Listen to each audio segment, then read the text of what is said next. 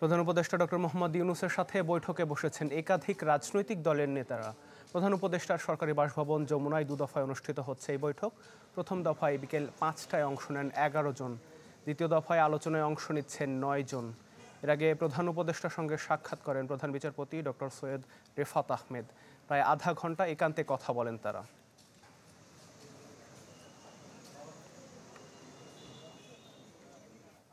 দর্শককে নিয়ে বিস্তারিত জানাতে যমুনার সামনে থেকে যুক্ত হচ্ছেন আমাদের সহকর্মী আশিক এন প্রিন্স। গতকালকে তো প্রধান উপদেষ্টার সাথে বিএনপি জামাত বৈঠক করেছিল, আজকে কারা কারা এই বৈঠকে অংশ নিচ্ছেন?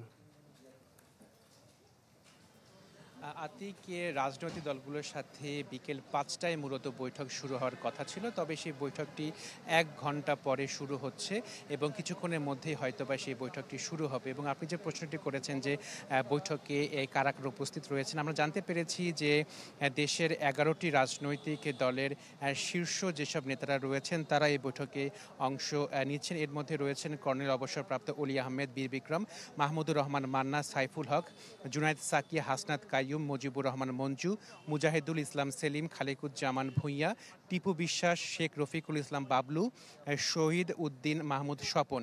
এবং এরপরে দ্বিতীয় দফায় আরও 9টি রাজনৈতিক দলের শীর্ষ নেতারা অংশ নেবেন। এর মধ্যে রয়েছেন মাওলানা সাদিকুর রহমান, মাওলানা রেজাউল করিম, মাওলানা মামুনুল হক, মাওলানা আহমেদ আব্দুল কাদের, মাওলানা আজিজুল হক ইসলামাবাদী, মাওলানা মঞ্জুর ইসলাম আফেন্দি, নুরুল হক নূর, মাওলানা মুসা বিন ইজহার এবং মুফতি মাওলানা শাখাওয়াত হোসাইন রাজি।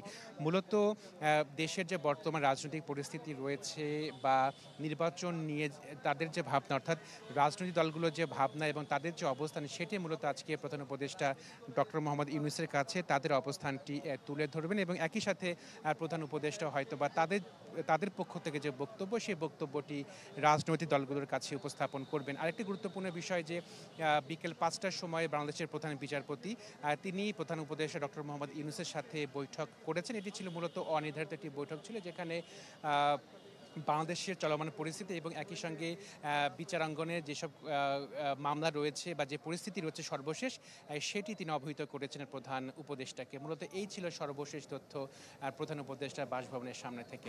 জি প্রিন্স, অনেক ধন্যবাদ যুক্ত হবার জন্য। প্রধান উপদেষ্টার বাসভবন যমুনার সামনে থেকে যুক্ত হয়েছিলেন সহকর্মী আশিক এন প্রিন্স।